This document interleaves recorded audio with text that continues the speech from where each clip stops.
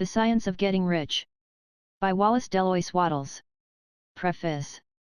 This book is pragmatical, not philosophical, a practical manual, not a treatise upon theories.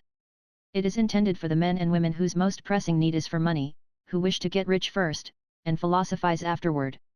It is for those who have, so far, found neither the time, the means, nor the opportunity to go deeply into the study of metaphysics, but who want results and who are willing to take the conclusions of science as a basis for action, without going into all the processes by which those conclusions were reached. It is expected that the reader will take the fundamental statements upon faith, just as he would take statements concerning a law of electrical action if they were promulgated by a Marconi or an Edison, and, taking the statements upon faith, that he will prove their truth by acting upon them without fear or hesitation. Every man or woman who does this will certainly get rich, for the science herein applied is an exact science, and failure is impossible. For the benefit, however, of those who wish to investigate philosophical theories and so secure a logical basis for faith, I will here cite certain authorities. The monistic theory of the universe, the theory that one is all, and that all is one, that one substance manifests itself as the seeming many elements of the material world, is of Hindu origin, and has been gradually winning its way into the thought of the Western world for 200 years. It is the foundation of all the Oriental philosophies, and of those of Descartes, Spinoza, Leibniz, Schopenhauer, Hegel, and Emerson. The reader who would dig to the philosophical foundations is advised to read Hegel and Emerson, and he will do well to read The Eternal News, a very excellent pamphlet published by J. J. Brown, 300 Cathcart Road, Govan Hill, Glasgow, Scotland. He may also find some help in a series of articles written by the author, which were published in Nautilus, Holyoke, Massachusetts, during the spring and summer of 1909, under the title What is Truth? In writing this book I have sacrificed all other considerations to plainness and simplicity of style, so that all might understand. The plan of action laid down herein was deduced from the conclusions of philosophy, it has been thoroughly tested, and bears the supreme test of practical experiment, it works. If you wish to know how the conclusions were arrived at, read the writings of the authors mentioned above, and if you wish to reap the fruits of their philosophies in actual practice, read this book and do exactly as it tells you to do. The author. Chapter I. The right to be rich. Whatever may be said in praise of poverty, the fact remains that it is not possible to live a really complete or successful life unless one is rich. No man can rise to his greatest possible height in talent or soul development unless he has plenty of money, for to unfold the soul and to develop talent he must have many things to use, and he cannot have these things unless he has money to buy them with. Man develops in mind, soul, and body by making use of things, and society is so organized that man must have money in order to become the possessor of things. Therefore, the basis of all advancement for man must be the science of getting rich. The object of all life is development, and everything that lives has an inalienable right to all the development it is capable of attaining. Man's right to life means his right to have the free and unrestricted use of all the things which may be necessary to his fullest mental, spiritual, and physical unfoldment, or, in other words, his right to be rich. In this book, I shall not speak of riches in a figurative way. To be really rich does not mean to be satisfied or contented with a little. No man ought to be satisfied with a little if he is capable of using and enjoying more. The purpose of nature is the advancement and unfoldment of life, and every man should have all that can contribute to the power, elegance, beauty, and richness of life. To be content with less is sinful. The man who owns all he wants for the living of all the life he is capable of living is rich, and no man who has not plenty of money can have all he wants. Life has advanced so far, and become so complex, that even the most ordinary man or woman requires a great amount of wealth in order to live in a manner that even approaches completeness. Every person naturally wants to become all that he is capable of becoming. This desire to realize innate possibilities is inherent in human nature. We cannot help wanting to be all that we can be. Success in life is becoming what you want to be. You can become what you want to be only by making use of things, and you can have the free use of things only as you become rich enough to buy them. To understand the science of getting rich is therefore the most essential of all knowledge. There is nothing wrong in wanting to get rich. The desire for riches is really the desire for a richer, fuller, and more abundant life, and that desire is praiseworthy. The man who does not desire to live more abundantly is abnormal, and so the man who does not desire to have money enough to buy all he wants is abnormal. There are three motives for which we live: we live for the body, we live for the mind, and we live for the soul. No one of these is better or holier than the other, all are alike desirable, and no one of the three, body, mind, or soul, can live fully if either of the others is cut short of full life and expression. It is not right or noble to live only for the soul and deny mind or body, and it is wrong to live for the intellect and deny body and soul. We are all acquainted with the loathsome consequences of living for the body and denying both mind and soul, and we see that real life means the complete expression of all that man can give forth through body, mind, and soul. Whatever he may say, no man can be really happy or satisfied unless his body is living fully in every function, and unless the same is true of his mind and his soul. Wherever there is unexpressed possibility, or function not performed, there is unsatisfied desire. Desire is possibility seeking expression, or function seeking performance. Man cannot live fully in body without good food, comfortable clothing, and warm shelter, and without freedom from excessive toil. Rest and recreation are also necessary to his physical life. He cannot live fully in mind without books and time to study them, without opportunity for travel and observation, or without intellectual companionship. To live fully in mind he must have intellectual recreations, and must surround himself with all the objects of art and beauty he is capable of using and appreciating. To live fully in soul, man must have love, and love is denied expression by poverty. Man's highest happiness is found in the bestowal of benefits on those he loves. Love finds its most natural and spontaneous expression in giving. The man who has nothing to give cannot fill his place as a husband or father, as a citizen, or as a man. It is in the use of material things that man finds full life for his body, develops his mind, and unfolds his soul. It is therefore of supreme importance to him that he should be rich. It is perfectly right that you should desire to be rich. If you are a normal man or woman you cannot help doing so. It is perfectly right that you should give your best attention to the science of getting rich, for it is the noblest and most necessary of all studies. If you neglect this study, you are derelict in your duty to yourself, to God, and to humanity, for you can render God and humanity no greater service than to make the most of yourself. Chapter 2. There is a science of getting rich. There is a science of getting rich, and it is an exact science, like algebra or arithmetic. There are certain laws which govern the process of acquiring riches. Once these laws are learned and obeyed by any man, he will get rich with mathematical certainty. The ownership of money and property comes as a result of doing things in a certain way. Those who do things in this certain way, whether on purpose or accidentally, get rich, while those who do not do things in this certain way, no matter how hard they work or how able they are, remain poor. It is a natural law that like causes always produce like effects, and, therefore, any man or woman who learns to do things in this certain way will infallibly get rich. That the above statement is true is shown by the following facts. Getting rich is not a matter of environment, for, if it were, all the people in certain neighborhoods would become wealthy, the people of one city would all be rich, while those of other towns would all be poor, or the inhabitants of one state would roll in wealth, while those of an adjoining state would be in poverty. But everywhere we see rich and poor living side by side, in the same environment, and often engaged in the same vocations. When two men are in the same locality, and in the same business, and one gets rich while the other remains poor, it shows that getting rich is not, primarily, a matter of environment. Some environments may be more favorable than others, but when two men in the same business are in the same neighborhood, and one gets rich while the other fails, it indicates that getting rich is the result of doing things in a certain way. And further, the ability to do things in this certain way is not due solely to the possession of talent, for many people who have great talent remain poor, while others who have very little talent get rich. Studying the people who have got rich, we find that they are an average lot in all respects, having no greater talents and abilities than other men. It is evident that they do not get rich because they possess talents and abilities that other men have not, but because they happen to do things in a certain way. Getting rich is not the result of saving, or thrift. Many very penurious people are poor, while free spenders often get rich. Nor is getting rich due to doing things which others fail to do, for two men in the same business often do almost exactly the same things, and one gets rich while the other remains poor or becomes a bankrupt. From all these things, we must come to the conclusion that getting rich is the result of doing things in a certain way.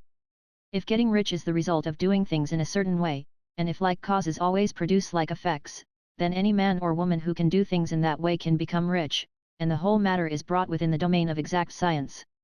The question arises here, whether this certain way may not be so difficult that only a few may follow it. This cannot be true, as we have seen, so far as natural ability is concerned. Talented people get rich, and blockheads get rich, intellectually brilliant people get rich, and very stupid people get rich, physically strong people get rich, and weak and sickly people get rich. Some degree of ability to think and understand is, of course, essential, but in so far as natural ability is concerned, any man or woman who has sense enough to read and understand these words can certainly get rich. Also, we have seen that it is not a matter of environment. Location counts for something. One would not go to the heart of the Sahara and expect to do successful business. Getting rich involves the necessity of dealing with men, and of being where there are people to deal with, and if these people are inclined to deal in the way you want to deal, so much the better. But that is about as far as environment goes. If anybody else in your town can get rich, so can you, and if anybody else in your state can get rich, so can you. Again, it is not a matter of choosing some particular business or profession. People get rich in every business, and in every profession, while their next-door neighbors in the same vocation remain in poverty. It is true that you will do best in a business which you like, and which is congenial to you, and if you have certain talents which are well developed, you will do best in a business which calls for the exercise of those talents. Also, you will do best in a business which is suited to your locality. An ice cream parlor would do better in a warm climate than in Greenland, and a salmon fishery will succeed better in the Northwest than in Florida, where there are no salmon. But, aside from these general limitations, getting rich is not dependent upon your engaging in some particular business, but upon your learning to do things in a certain way. If you are now in business, and anybody else in your locality is getting rich in the same business, while you are not getting rich, it is because you are not doing things in the same way that the other person is doing them.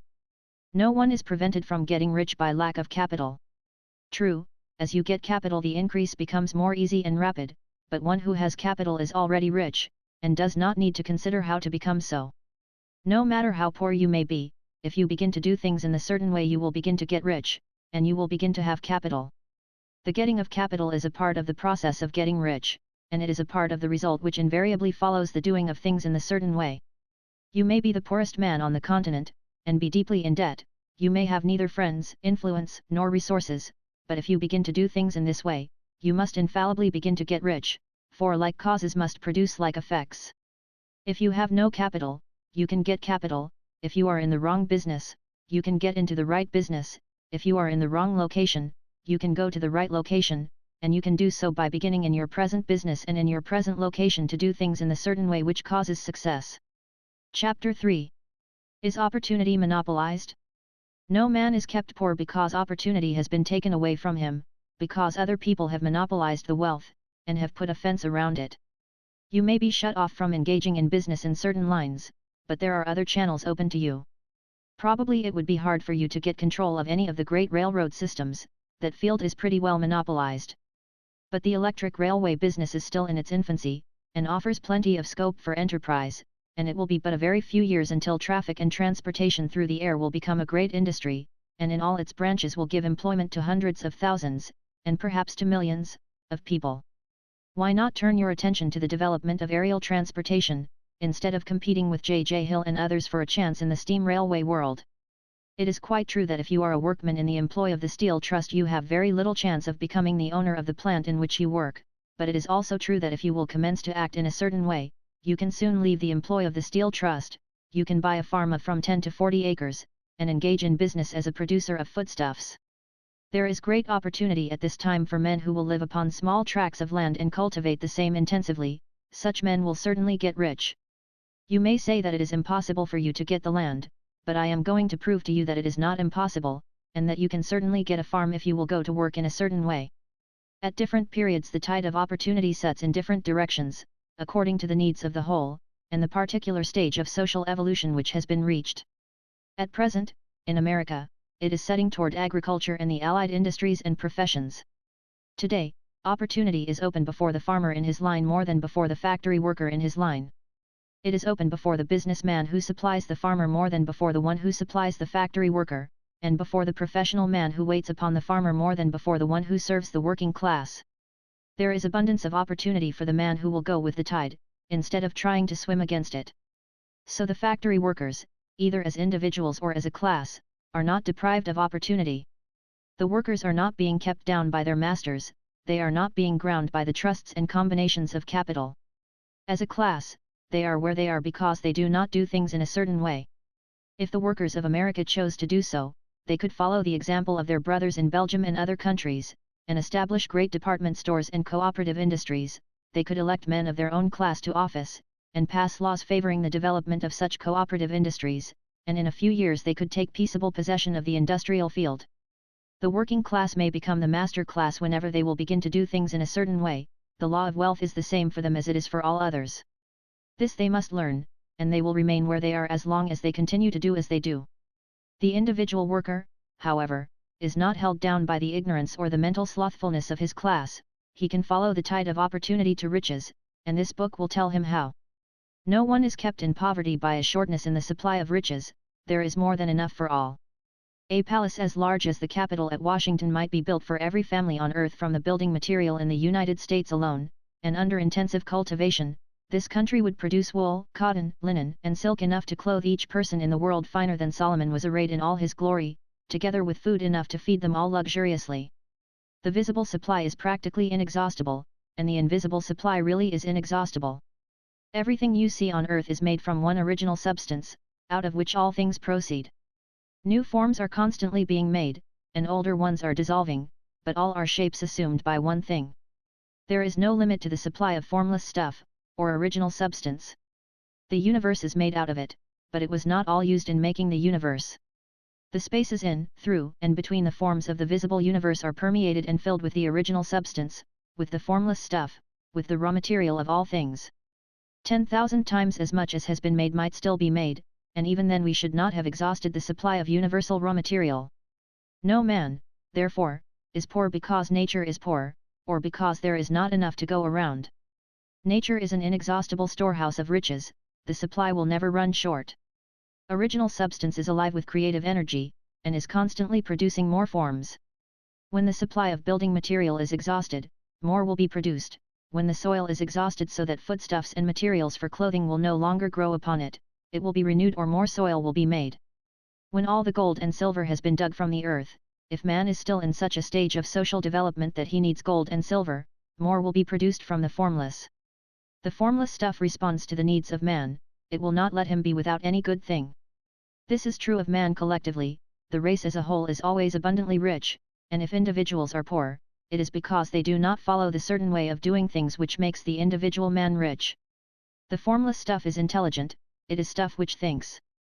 It is alive, and is always impelled toward more life. It is the natural and inherent impulse of life to seek to live more, it is the nature of intelligence to enlarge itself, and of consciousness to seek to extend its boundaries and find fuller expression. The universe of forms has been made by formless living substance, throwing itself into form in order to express itself more fully. The universe is a great living presence, always moving inherently toward more life and fuller functioning. Nature is formed for the advancement of life, its impelling motive is the increase of life. For this cause, everything which can possibly minister to life is bountifully provided. There can be no lack unless God is to contradict himself and nullify his own works. You are not kept poor by lack in the supply of riches. It is a fact which I shall demonstrate a little farther on that even the resources of the formless supply are at the command of the man or woman who will act and think in a certain way. Chapter 4. The first principle in the science of getting rich. Thought is the only power which can produce tangible riches from the formless substance. The stuff from which all things are made is a substance which thinks, and a thought of form in this substance produces the form. Original substance moves according to its thoughts. Every form and process you see in nature is the visible expression of a thought in original substance. As the formless stuff thinks of a form, it takes that form. As it thinks of a motion, it makes that motion. That is the way all things were created. We live in a thought world, which is part of a thought universe. The thought of a moving universe extended throughout formless substance, and the thinking stuff moving according to that thought, took the form of systems of planets, and maintains that form. Thinking substance takes the form of its thought, and moves according to the thought.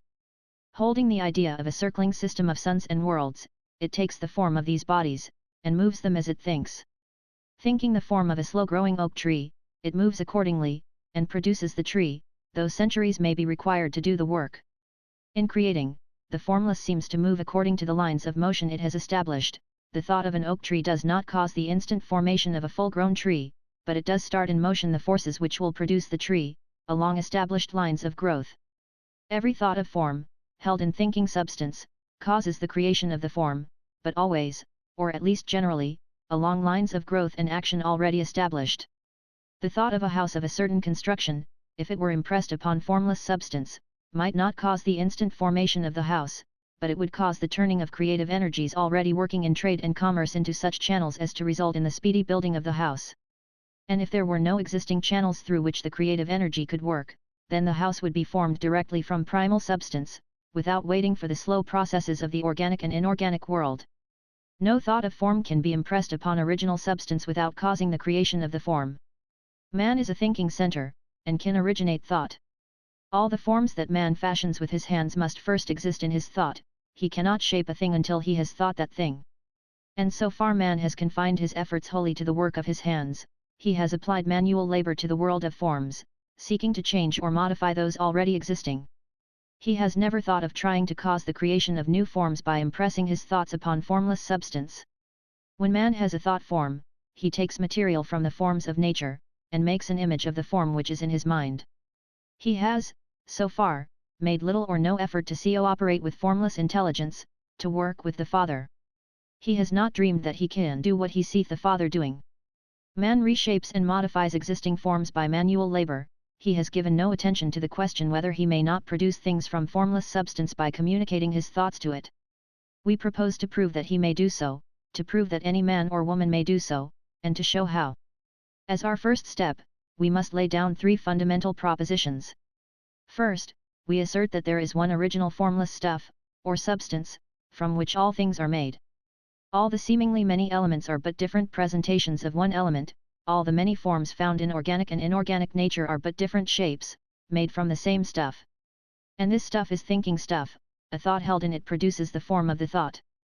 Thought, in thinking substance, produces shapes. Man is a thinking center, capable of original thought. If man can communicate his thought to original thinking substance, he can cause the creation, or formation, of the thing he thinks about. To summarize this, there is a thinking stuff from which all things are made, and which, in its original state, permeates, penetrates, and fills the interspaces of the universe. A thought, in this substance, produces the thing that is imaged by the thought. Man can form things in his thought, and, by impressing his thought upon formless substance, can cause the thing he thinks about to be created. It may be asked if I can prove these statements, and without going into details, I answer that I can do so, both by logic and experience. Reasoning back from the phenomena of form and thought, I come to one original thinking substance, and reasoning forward from this thinking substance, I come to man's power to cause the formation of the thing he thinks about. And by experiment, I find the reasoning true, and this is my strongest proof. If one man who reads this book gets rich by doing what it tells him to do, that is evidence in support of my claim, but if every man who does what it tells him to do gets rich, that is positive proof until someone goes through the process and fails. The theory is true until the process fails, and this process will not fail, for every man who does exactly what this book tells him to do will get rich. I have said that men get rich by doing things in a certain way, and in order to do so, men must become able to think in a certain way. A man's way of doing things is the direct result of the way he thinks about things. To do things in the way you want to do them, you will have to acquire the ability to think the way you want to think. This is the first step toward getting rich. To think what you want to think is to think truth, regardless of appearances. Every man has the natural and inherent power to think what he wants to think, but it requires far more effort to do so than it does to think the thoughts which are suggested by appearances. To think according to appearances is easy, to think truth regardless of appearances is laborious, and requires the expenditure of more power than any other work man is called upon to perform. There is no labor from which most people shrink as they do from that of sustained and consecutive thought. It is the hardest work in the world. This is especially true when truth is contrary to appearances. Every appearance in the visible world tends to produce a corresponding form in the mind which observes it, and this can only be prevented by holding the thought of the truth. To look upon the appearance of disease will produce the form of disease in your own mind, and ultimately in your body, unless you hold the thought of the truth, which is that there is no disease, it is only an appearance, and the reality is health. To look upon the appearances of poverty will produce corresponding forms in your own mind, unless you hold to the truth that there is no poverty, there is only abundance. To think health when surrounded by the appearances of disease, or to think riches when in the midst of appearances of poverty, requires power, but he who acquires this power becomes a master mind. He can conquer fate, he can have what he wants. This power can only be acquired by getting hold of the basic fact which is behind all appearances, and that fact is that there is one thinking substance, from which and by which all things are made. Then we must grasp the truth that every thought held in this substance becomes a form, and that man can so impress his thoughts upon it as to cause them to take form and become visible things. When we realize this, we lose all doubt and fear, for we know that we can create what we want to create, we can get what we want to have, and can become what we want to be. As a first step toward getting rich, you must believe the 3 fundamental statements given previously in this chapter, and in order to emphasize them, I repeat them here. There is a thinking stuff from which all things are made, and which, in its original state, permeates, penetrates, and fills the interspaces of the universe. A thought, in this substance, produces the thing that is imaged by the thought. Man can form things in his thought, and, by impressing his thought upon formless substance, can cause the thing he thinks about to be created. You must lay aside all other concepts of the universe than this monistic one, and you must dwell upon this until it is fixed in your mind, and has become your habitual thought. Read these creed statements over and over again, fix every word upon your memory, and meditate upon them until you firmly believe what they say. If a doubt comes to you, cast it aside as a sin. Do not listen to arguments against this idea, do not go to churches or lectures where a contrary concept of things is taught or preached. Do not read magazines or books which teach a different idea. If you get mixed up in your faith, all your efforts will be in vain. Do not ask why these things are true, nor speculate as to how they can be true, simply take them on trust. The science of getting rich begins with the absolute acceptance of this faith. Chapter V. Increasing life. You must get rid of the last vestige of the old idea that there is a deity whose will it is that you should be poor, or whose purposes may be served by keeping you in poverty. The intelligent substance which is all, and in all, and which lives in all and lives in you, is a consciously living substance. Being a consciously living substance, it must have the natural and inherent desire of every living intelligence for increase of life. Every living thing must continually seek for the enlargement of its life, because life, in the mere act of living, must increase itself. A seed, dropped into the ground, springs into activity, and in the act of living produces 100 more seeds. Life, by living, multiplies itself. It is forever becoming more, it must do so, if it continues to be at all. Intelligence is under this same necessity for continuous increase. Every thought we think makes it necessary for us to think another thought, consciousness is continually expanding. Every fact we learn leads us to the learning of another fact, knowledge is continually increasing. Every talent we cultivate brings to the mind the desire to cultivate another talent. We are subject to the urge of life, seeking expression, which ever drives us on to know more, to do more, and to be more. In order to know more, do more, and be more we must have things to use, for we learn and do and become, only by using things. We must get rich, so that we can live more. The desire for riches is simply the capacity for larger life-seeking fulfillment. Every desire is the effort of an unexpressed possibility to come into action. It is power seeking to manifest which causes desire. That which makes you want more money is the same as that which makes the plant grow, it is life, seeking fuller expression. The one living substance must be subject to this inherent law of all life, it is permeated with the desire to live more, that is why it is under the necessity of creating things. The one substance desires to live more in you, hence it wants you to have all the things you can use. It is the desire of God that you should get rich. He wants you to get rich because He can express Himself better through you if you have plenty of things to use in giving Him expression. He can live more in you if you have unlimited command of the means of life. The universe desires you to have everything you want to have. Nature is friendly to your plans. Everything is naturally for you. Make up your mind that this is true. It is essential, however, that your purpose should harmonize with the purpose that is in all. You must want real life, not mere pleasure or sensual gratification. Life is the performance of function, and the individual really lives only when he performs every function, physical, mental, and spiritual, of which he is capable, without excess in any. You do not want to get rich in order to live swinishly, for the gratification of animal desires, that is not life. But the performance of every physical function is a part of life, and no one lives completely who denies the impulses of the body a normal and healthful expression. You do not want to get rich solely to enjoy mental pleasures, to get knowledge, to gratify ambition, to outshine others, to be famous. All these are a legitimate part of life, but the man who lives for the pleasures of the intellect alone will only have a partial life, and he will never be satisfied with his lot.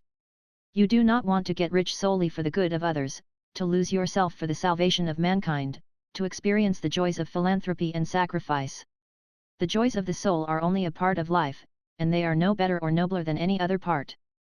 You want to get rich in order that you may eat, drink, and be merry when it is time to do these things, in order that you may surround yourself with beautiful things, see distant lands, feed your mind, and develop your intellect, in order that you may love men and do kind things, and be able to play a good part in helping the world to find truth. But remember that extreme altruism is no better and no nobler than extreme selfishness, both are mistakes. Get rid of the idea that God wants you to sacrifice yourself for others, and that you can secure His favor by doing so. God requires nothing of the kind. What He wants is that you should make the most of yourself, and for others, and you can help others more by making the most of yourself than in any other way. You can make the most of yourself only by getting rich, so it is right and praiseworthy that you should give your first and best thought to the work of acquiring wealth. Remember, however, that the desire of substance is for all, and its movements must be for more life to all. It cannot be made to work for less life to any, because it is equally in all, seeking riches and life. Intelligent substance will make things for you, but it will not take things away from someone else and give them to you. You must get rid of the thought of competition. You are to create, not to compete for what is already created. You do not have to take anything away from anyone. You do not have to drive sharp bargains. You do not have to cheat, or to take advantage. You do not need to let any man work for you for less than he earns. You do not have to covet the property of others, or to look at it with wishful eyes. No man has anything of which you cannot have the like, and that without taking what he has away from him. You are to become a creator, not a competitor. You are going to get what you want, but in such a way that when you get it every other man will have more than he has now. I am aware that there are men who get a vast amount of money by proceeding in direct opposition to the statements in the paragraph above, and may add a word of explanation here. Men of the plutocratic type, who become very rich, do so sometimes purely by their extraordinary ability on the plane of competition, and sometimes they unconsciously relate themselves to substance in its great purposes and movements for the general racial upbuilding through industrial evolution. Rockefeller, Carnegie, Morgan, et.al. have been the unconscious agents of the supreme in the necessary work of systematizing and organizing productive industry, and in the end, their work will contribute immensely toward increased life for all. Their day is nearly over, they have organized production, and will soon be succeeded by the agents of the multitude, who will organize the machinery of distribution. The multimillionaires are like the monster reptiles of the prehistoric eras, they play a necessary part in the evolutionary process, but the same power which produced them will dispose of them. And it is well to bear in mind that they have never been really rich. A record of the private lives of most of this class will show that they have really been the most abject and wretched of the poor. Riches secured on the competitive plane are never satisfactory and permanent, they are yours today, and another's tomorrow. Remember, if you are to become rich in a scientific and certain way, you must rise entirely out of the competitive thought. You must never think for a moment that the supply is limited. Just as soon as you begin to think that all the money is being cornered and controlled by bankers and others, and that you must exert yourself to get laws passed to stop this process, and so on, in that moment you drop into the competitive mind, and your power to cause creation is gone for the time being, and what is worse, you will probably arrest the creative movements you have already instituted. Know that there are countless millions of dollars worth of gold in the mountains of the earth, not yet brought to light, and know that if there were not, more would be created from thinking substance to supply your needs. Know that the money you need will come, even if it is necessary for 1,000 men to be led to the discovery of new gold mines tomorrow. Never look at the visible supply, look always at the limitless riches in formless substance, and know that they are coming to you as fast as you can receive and use them. Nobody, by cornering the visible supply, can prevent you from getting what is yours. So never allow yourself to think for an instant that all the best building spots will be taken before you get ready to build your house, unless you hurry. Never worry about the trusts and combines, and get anxious for fear they will soon come to own the whole earth. Never get afraid that you will lose what you want because some other person beats you to it. That cannot possibly happen. You are not seeking anything that is possessed by anybody else, you are causing what you want to be created from formless substance, and the supply is without limits. Stick to the formulated statement. There is a thinking stuff from which all things are made, and which, in its original state, permeates, penetrates, and fills the interspaces of the universe. A thought, in this substance, produces the thing that is imaged by the thought. Man can form things in his thought, and, by impressing his thought upon formless substance, can cause the thing he thinks about to be created. Chapter 6. How riches come to you. When I say that you do not have to drive sharp bargains, I do not mean that you do not have to drive any bargains at all, or that you are above the necessity for having any dealings with your fellow men. I mean that you will not need to deal with them unfairly, you do not have to get something for nothing, but can give to every man more than you take from him. You cannot give every man more in cash market value than you take from him, but you can give him more in use value than the cash value of the thing you take from him.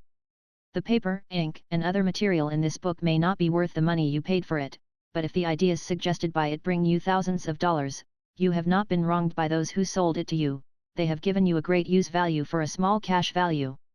Let us suppose that I own a picture by one of the great artists, which, in any civilized community, is worth thousands of dollars. I take it to Baffin Bay, and by salesmanship induce an Eskimo to give a bundle of furs worth $500 for it. I have really wronged him, for he has no use for the picture, it has no use value to him, it will not add to his life. But suppose I give him a gun worth $50 for his furs, then he has made a good bargain. He has use for the gun, it will get him many more furs and much food, it will add to his life in every way, it will make him rich. When you rise from the competitive to the creative plane, you can scan your business transactions very strictly, and if you are selling any man anything which does not add more to his life than the thing he gives you in exchange, you can afford to stop it. You do not have to beat anybody in business. And if you are in a business which does beat people, get out of it at once. Give every man more in use value than you take from him in cash value, then you are adding to the life of the world by every business transaction. If you have people working for you, you must take from them more in cash value than you pay them in wages, but you can so organize your business that it will be filled with the principle of advancement, and so that each employee who wishes to do so may advance a little every day. You can make your business do for your employees what this book is doing for you. You can so conduct your business that it will be a sort of ladder, by which every employee who will take the trouble may climb to riches himself, and given the opportunity, if he will not do so it is not your fault. And finally, because you are to cause the creation of your riches from formless substance which permeates all your environment, it does not follow that they are to take shape from the atmosphere and come into being before your eyes. If you want a sewing machine, for instance, I do not mean to tell you that you are to impress the thought of a sewing machine on thinking substance until the machine is formed without hands, in the room where you sit, or elsewhere. But if you want a sewing machine, hold the mental image of it with the most positive certainty that it is being made, or is on its way to you. After once forming the thought, have the most absolute and unquestioning faith that the sewing machine is coming, never think of it, or speak of it, in any other way than as being sure to arrive. Claim it as already yours. It will be brought to you by the power of the Supreme Intelligence, acting upon the minds of men. If you live in Maine, it may be that a man will be brought from Texas or Japan to engage in some transaction which will result in your getting what you want. If so, the whole matter will be as much to that man's advantage as it is to yours. Do not forget for a moment that the thinking substance is through all, in all, communicating with all, and can influence all. The desire of thinking substance for fuller life and better living has caused the creation of all the sewing machines already made, and it can cause the creation of millions more, and will, whenever men set it in motion by desire and faith, and by acting in a certain way. You can certainly have a sewing machine in your house, and it is just as certain that you can have any other thing or things which you want, and which you will use for the advancement of your own life and the lives of others. You need not hesitate about asking largely, it is your Father's pleasure to give you the kingdom, said Jesus. Original substance wants to live all that is possible in you, and wants you to have all that you can or will use for the living of the most abundant life. If you fix upon your consciousness the fact that the desire you feel for the possession of riches is one with the desire of omnipotence for more complete expression, your faith becomes invincible. Once I saw a little boy sitting at a piano, and vainly trying to bring harmony out of the keys, and I saw that he was grieved and provoked by his inability to play real music.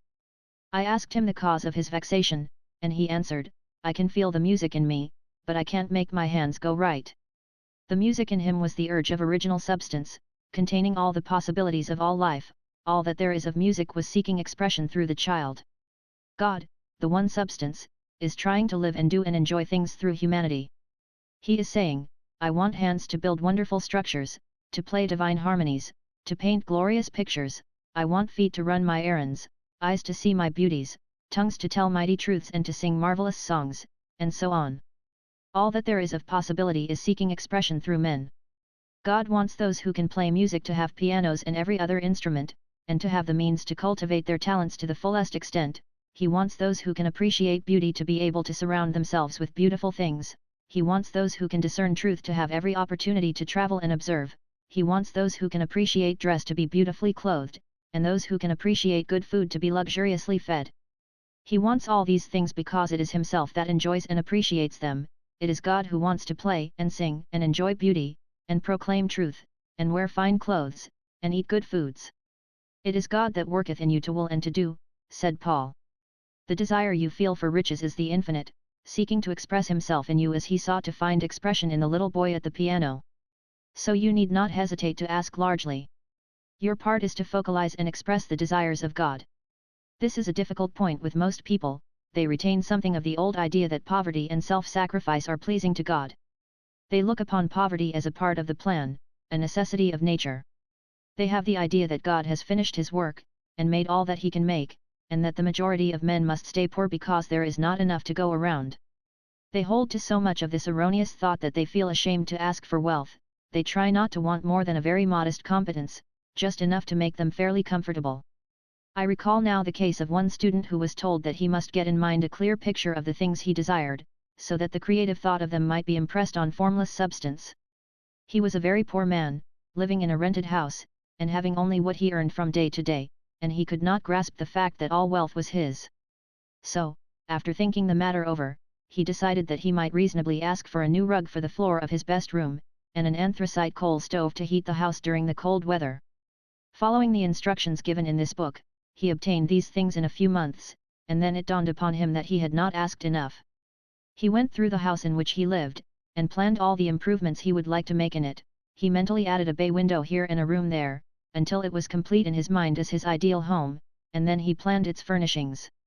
Holding the whole picture in his mind, he began living in a certain way, and moving toward what he wanted, and he owns the house now, and is rebuilding it after the form of his mental image. And now, with still larger faith, he is going on to get greater things. It has been unto him according to his faith, and it is so with you and with all of us. Chapter 7. Gratitude. The illustrations given in the last chapter will have conveyed to the reader the fact that the first step toward getting rich is to convey the idea of your wants to the formless substance. This is true, and you will see that in order to do so it becomes necessary to relate yourself to the formless intelligence in a harmonious way. To secure this harmonious relation is a matter of such primary and vital importance that I shall give some space to its discussion here, and give you instructions which, if you will follow them, will be certain to bring you into perfect unity of mind with God.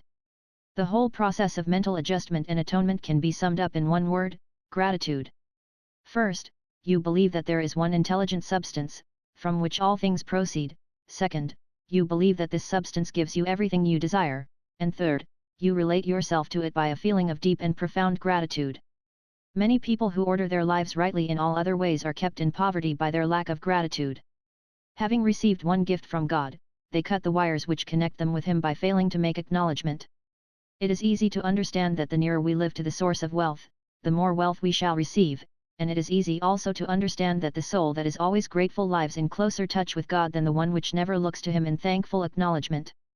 The more gratefully we fix our minds on the Supreme when good things come to us, the more good things we will receive, and the more rapidly they will come, and the reason simply is that the mental attitude of gratitude draws the mind into closer touch with the source from which the blessings come.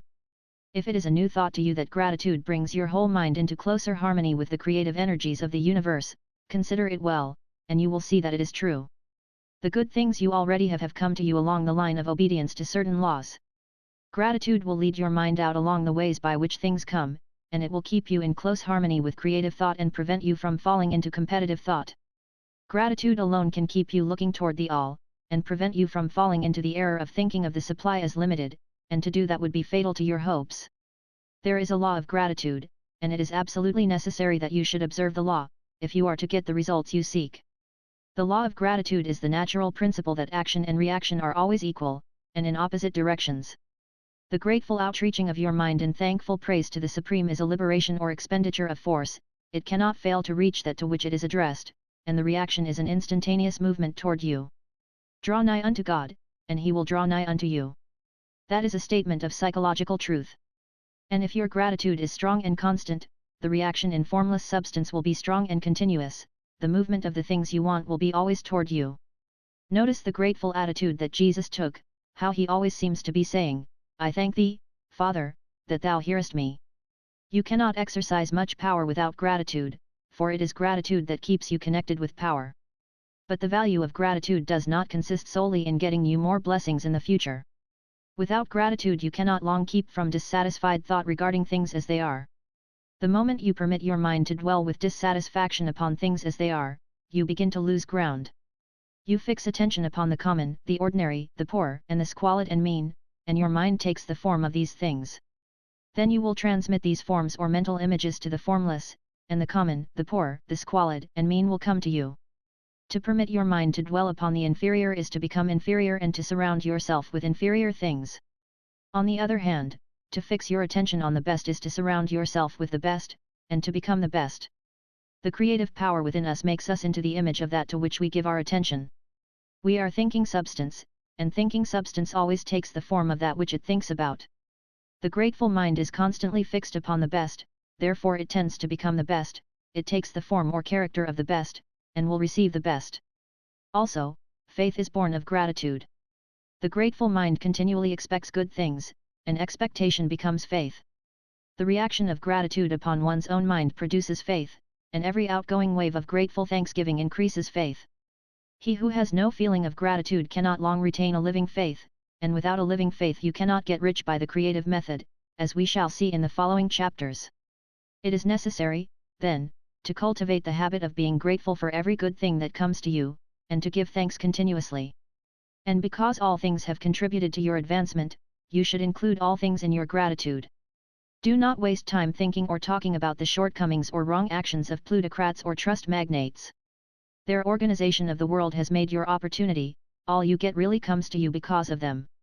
Do not rage against corrupt politicians, if it were not for politicians we should fall into anarchy, and your opportunity would be greatly lessened. God has worked a long time and very patiently to bring us up to where we are in industry and government, and He is going right on with His work. There is not the least doubt that He will do away with plutocrats, trust magnates, captains of industry, and politicians as soon as they can be spared, but in the meantime, behold, they are all very good. Remember that they are all helping to arrange the lines of transmission along which your riches will come to you, and be grateful to them all. This will bring you into harmonious relations with the good in everything, and the good in everything will move toward you. Chapter 8. Thinking in the Certain Way. Turn back to Chapter 6, and read again the story of the man who formed a mental image of his house, and you will get a fair idea of the initial step toward getting rich. You must form a clear and definite mental picture of what you want.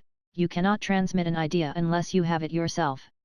You must have it before you can give it, and many people fail to impress thinking substance because they have themselves only a vague and misty concept of the things they want to do, to have, or to become. It is not enough that you should have a general desire for wealth to do good with, everybody has that desire. It is not enough that you should have a wish to travel, see things, live more, etc. Everybody has those desires also. If you were going to send a wireless message to a friend, you would not send the letters of the alphabet in their order, and let him construct the message for himself, nor would you take words at random from the dictionary. You would send a coherent sentence, one which meant something. When you try to impress your wants upon substance, remember that it must be done by a coherent statement. You must know what you want, and be definite. You can never get rich, or start the creative power into action, by sending out unformed longings and vague desires. Go over your desires just as the man I have described went over his house, see just what you want, and get a clear mental picture of it as you wish it to look when you get it. That clear mental picture you must have continually in mind, as the sailor has in mind the port toward which he is sailing the ship. You must keep your face toward it all the time. You must no more lose sight of it than the steersman loses sight of the compass. It is not necessary to take exercises in concentration, nor to set apart special times for prayer and affirmation, nor to go into the silence, nor to do occult stunts of any kind. These things are well enough, but all you need is to know what you want, and to want it badly enough so that it will stay in your thoughts. Spend as much of your leisure time as you can in contemplating your picture, but no one needs to take exercises to concentrate his mind on a thing which he really wants. It is the things you do not really care about which require effort to fix your attention upon them. And unless you really want to get rich, so that the desire is strong enough to hold your thoughts directed to the purpose as the magnetic pole holds the needle of the compass, it will hardly be worthwhile for you to try to carry out the instructions given in this book. The methods herein set forth are for people whose desire for riches is strong enough to overcome mental laziness and the love of ease, and make them work. The more clear and definite you make your picture, then, and the more you dwell upon it, bringing out all its delightful details, the stronger your desire will be, and the stronger your desire, the easier it will be to hold your mind fixed upon the picture of what you want. Something more is necessary, however, than merely to see the picture clearly. If that is all you do, you are only a dreamer, and will have little or no power for accomplishment. Behind your clear vision must be the purpose to realize it, to bring it out in tangible expression. And behind this purpose must be an invincible and unwavering faith that the thing is already yours, that it is at hand and you have only to take possession of it. Live in the new house, mentally, until it takes form around you physically. In the mental realm, enter at once into full enjoyment of the things you want. Whatsoever things ye ask for when ye pray, believe that ye receive them, and ye shall have them, said Jesus. See the things you want as if they were actually around you all the time, see yourself as owning and using them. Make use of them in imagination just as you will use them when they are your tangible possessions. Dwell upon your mental picture until it is clear and distinct, and then take the mental attitude of ownership toward everything in that picture. Take possession of it, in mind, in the full faith that it is actually yours. Hold to this mental ownership, do not waver for an instant in the faith that it is real. And remember what was said in a preceding chapter about gratitude, be as thankful for it all the time as you expect to be when it has taken form. The man who can sincerely thank God for the things which as yet he owns only in imagination, has real faith. He will get rich, he will cause the creation of whatsoever he wants. You do not need to pray repeatedly for the things you want, it is not necessary to tell God about it every day. Use not vain repetitions as the heathen do, said Jesus to his pupils, for your Father knoweth that ye have need of these things before ye ask him. Your part is to intelligently formulate your desire for the things which make for a larger life, and to get these desires arranged into a coherent whole, and then to impress this whole desire upon the formless substance, which has the power and the will to bring you what you want. You do not make this impression by repeating strings of words, you make it by holding the vision with unshakable purpose to attain it, and with steadfast faith that you do attain it. The answer to prayer is not according to your faith while you are talking, but according to your faith while you are working. You cannot impress the mind of God by having a special Sabbath day set apart to tell him what you want, and then forgetting him during the rest of the week. You cannot impress him by having special hours to go into your closet and pray, if you then dismiss the matter from your mind until the hour of prayer comes again. Oral prayer is well enough, and has its effect, especially upon yourself, in clarifying your vision and strengthening your faith, but it is not your oral petitions which get you what you want. In order to get rich you do not need a sweet hour of prayer, you need to pray without ceasing. And by prayer I mean holding steadily to your vision, with the purpose to cause its creation into solid form, and the faith that you are doing so. Believe that ye receive them. The whole matter turns on receiving, once you have clearly formed your vision. When you have formed it, it is well to make an oral statement, addressing the Supreme in reverent prayer, and from that moment you must, in mind, receive what you ask for. Live in the new house, wear the fine clothes, ride in the automobile, go on the journey, and confidently plan for greater journeys. Think and speak of all the things you have asked for in terms of actual present ownership.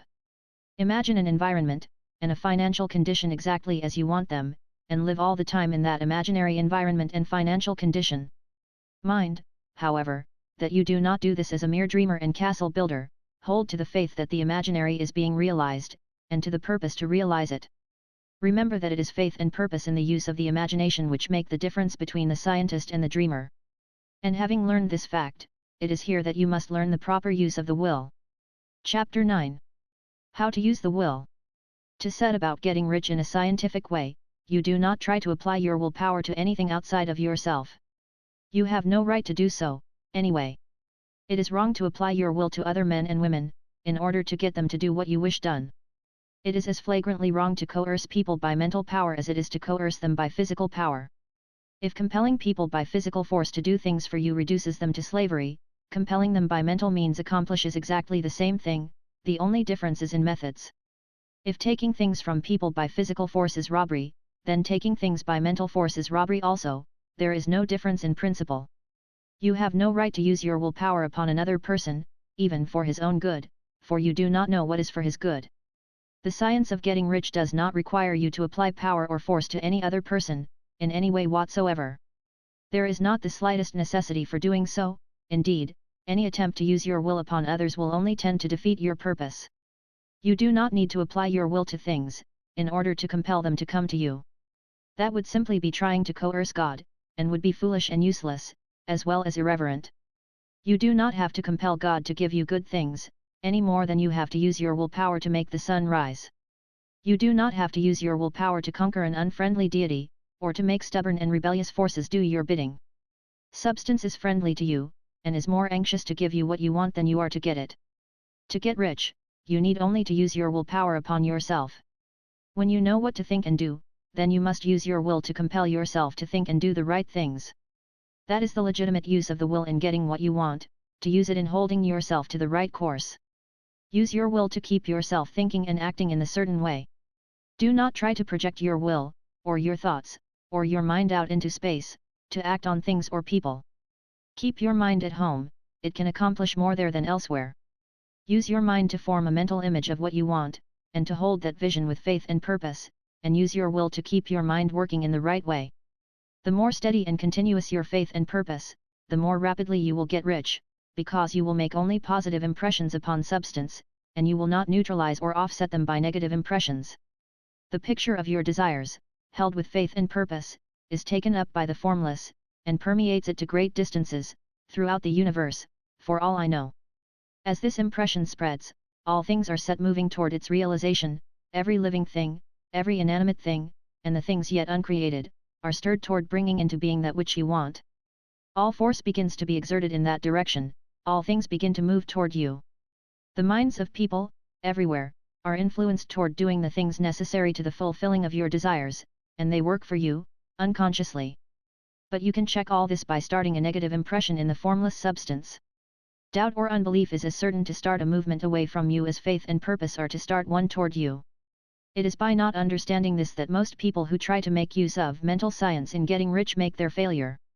Every hour and moment you spend in giving heed to doubts and fears, every hour you spend in worry, every hour in which your soul is possessed by unbelief, sets a current away from you in the whole domain of intelligent substance. All the promises are unto them that believe, and unto them only. Notice how insistent Jesus was upon this point of belief, and now you know the reason why. Since belief is all important, it behooves you to guard your thoughts, and as your beliefs will be shaped to a very great extent by the things you observe and think about, it is important that you should command your attention. And here the will comes into use, for it is by your will that you determine upon what things your attention shall be fixed. If you want to become rich, you must not make a study of poverty. Things are not brought into being by thinking about their opposites. Health is never to be attained by studying disease and thinking about disease, righteousness is not to be promoted by studying sin and thinking about sin, and no one ever got rich by studying poverty and thinking about poverty. Medicine as a science of disease has increased disease, religion as a science of sin has promoted sin, and economics as a study of poverty will fill the world with wretchedness and want. Do not talk about poverty, do not investigate it, or concern yourself with it. Never mind what its causes are, you have nothing to do with them. What concerns you is the cure. Do not spend your time in charitable work, or charity movements, all charity only tends to perpetuate the wretchedness it aims to eradicate. I do not say that you should be hard-hearted or unkind, and refuse to hear the cry of need, but you must not try to eradicate poverty in any of the conventional ways. Put poverty behind you, and put all that pertains to it behind you, and make good. Get rich, that is the best way you can help the poor. And you cannot hold the mental image which is to make you rich if you fill your mind with pictures of poverty. Do not read books or papers which give circumstantial accounts of the wretchedness of the tenement dwellers, of the horrors of child labor, and so on. Do not read anything which fills your mind with gloomy images of want and suffering. You cannot help the poor in the least by knowing about these things, and the widespread knowledge of them does not tend at all to do away with poverty. What tends to do away with poverty is not the getting of pictures of poverty into your mind, but getting pictures of wealth into the minds of the poor. You are not deserting the poor in their misery when you refuse to allow your mind to be filled with pictures of that misery. Poverty can be done away with, not by increasing the number of well-to-do people who think about poverty, but by increasing the number of poor people who propose with faith to get rich. The poor do not need charity, they need inspiration. Charity only sends them a loaf of bread to keep them alive in their wretchedness, or gives them an entertainment to make them forget for an hour or two, but inspiration will cause them to rise out of their misery. If you want to help the poor, demonstrate to them that they can become rich, prove it by getting rich yourself. The only way in which poverty will ever be banished from this world is by getting a large and constantly increasing number of people to practice the teachings of this book. People must be taught to become rich by creation, not by competition. Every man who becomes rich by competition throws down behind him the ladder by which he rises, and keeps others down, but every man who gets rich by creation opens a way for thousands to follow him, and inspires them to do so. You are not showing hardness of heart or an unfeeling disposition when you refuse to pity poverty, see poverty, read about poverty, or think or talk about it, or to listen to those who do talk about it. Use your willpower to keep your mind off the subject of poverty, and to keep it fixed with faith and purpose on the vision of what you want. Chapter X. Further use of the will. You cannot retain a true and clear vision of wealth if you are constantly turning your attention to opposing pictures, whether they be external or imaginary. Do not tell of your past troubles of a financial nature, if you have had them, do not think of them at all. Do not tell of the poverty of your parents, or the hardships of your early life. To do any of these things is to mentally class yourself with the poor for the time being, and it will certainly check the movement of things in your direction. Let the dead bury their dead, as Jesus said. Put poverty and all things that pertain to poverty completely behind you. You have accepted a certain theory of the universe as being correct, and are resting all your hopes of happiness on its being correct, and what can you gain by giving heed to conflicting theories? Do not read religious books which tell you that the world is soon coming to an end, and do not read the writings of muckrakers and pessimistic philosophers who tell you that it is going to the devil. The world is not going to the devil, it is going to God. It is a wonderful becoming. True, there may be a good many things in existing conditions which are disagreeable, but what is the use of studying them when they are certainly passing away, and when the study of them only tends to check their passing and keep them with us? Why give time and attention to things which are being removed by evolutionary growth, when you can hasten their removal only by promoting the evolutionary growth as far as your part of it goes? No matter how horrible and seeming may be the conditions in certain countries, sections, or places, you waste your time and destroy your own chances by considering them. You should interest yourself in the world's becoming rich. Think of the riches the world is coming into, instead of the poverty it is growing out of, and bear in mind that the only way in which you can assist the world in growing rich is by growing rich yourself through the creative method, not the competitive one. Give your attention wholly to riches, ignore poverty. Whenever you think or speak of those who are poor, think and speak of them as those who are becoming rich, as those who are to be congratulated rather than pitied. Then they and others will catch the inspiration, and begin to search for the way out. Because I say that you are to give your whole time and mind and thought to riches, it does not follow that you are to be sordid or mean. To become really rich is the noblest aim you can have in life, for it includes everything else. On the competitive plane, the struggle to get rich is a godless scramble for power over other men, but when we come into the creative mind, all this is changed. All that is possible in the way of greatness and soul unfoldment, of service and lofty endeavor, comes by way of getting rich. All is made possible by the use of things. If you lack for physical health, you will find that the attainment of it is conditional on your getting rich. Only those who are emancipated from financial worry, and who have the means to live a carefree existence and follow hygienic practices, can have and retain health. Moral and spiritual greatness is possible only to those who are above the competitive battle for existence, and only those who are becoming rich on the plane of creative thought are free from the degrading influences of competition. If your heart is set on domestic happiness, remember that love flourishes best where there is refinement, a high level of thought, and freedom from corrupting influences, and these are to be found only where riches are attained by the exercise of creative thought, without strife or rivalry. You can aim at nothing so great or noble, I repeat, as to become rich, and you must fix your attention upon your mental picture of riches, to the exclusion of all that may tend to dim or obscure the vision. You must learn to see the underlying truth in all things. You must see beneath all seemingly wrong conditions the great one life ever moving forward toward fuller expression and more complete happiness. It is the truth that there is no such thing as poverty, that there is only wealth. Some people remain in poverty because they are ignorant of the fact that there is wealth for them, and these can best be taught by showing them the way to affluence in your own person and practice. Others are poor because, while they feel that there is a way out, they are too intellectually indolent to put forth the mental effort necessary to find that way and travel it, and for these the very best thing you can do is to arouse their desire by showing them the happiness that comes from being rightly rich. Others still are poor because, while they have some notion of science, they have become so swamped and lost in the maze of metaphysical and occult theories that they do not know which road to take. They try a mixture of many systems and fail in all. For these, again, the very best thing to do is to show the right way in your own person and practice. An ounce of doing things is worth a pound of theorizing. The very best thing you can do for the whole world is to make the most of yourself. You can serve God and man in no more effective way than by getting rich, that is, if you get rich by the creative method, and not by the competitive one. Another thing. We assert that this book gives in detail the principles of the science of getting rich, and if that is true, you do not need to read any other book upon the subject. This may sound narrow and egotistical, but consider, there is no more scientific method of computation in mathematics than by addition, subtraction, multiplication, and division. No other method is possible. There can be but one shortest distance between 2 points. There is only one way to think scientifically, and that is to think in the way that leads by the most direct and simple route to the goal. No man has yet formulated a briefer or less complex system than the one set forth herein. It has been stripped of all non-essentials. When you commence on this, lay all others aside, put them out of your mind altogether. Read this book every day, keep it with you, commit it to memory, and do not think about other systems and theories. If you do, you will begin to have doubts, and to be uncertain and wavering in your thought, and then you will begin to make failures.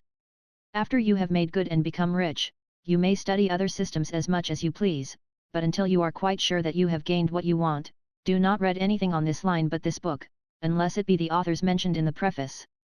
And read only the most optimistic comments on the world's news, those in harmony with your picture. Also, postpone your investigations into the occult. Do not dabble in theosophy, spiritualism, or kindred studies. It is very likely that the dead still live, and are near, but if they are, let them alone, mind your own business. Wherever the spirits of the dead may be, they have their own work to do, and their own problems to solve, and we have no right to interfere with them. We cannot help them, and it is very doubtful whether they can help us, or whether we have any right to trespass upon their time if they can. Let the dead and the hereafter alone, and solve your own problem, get rich.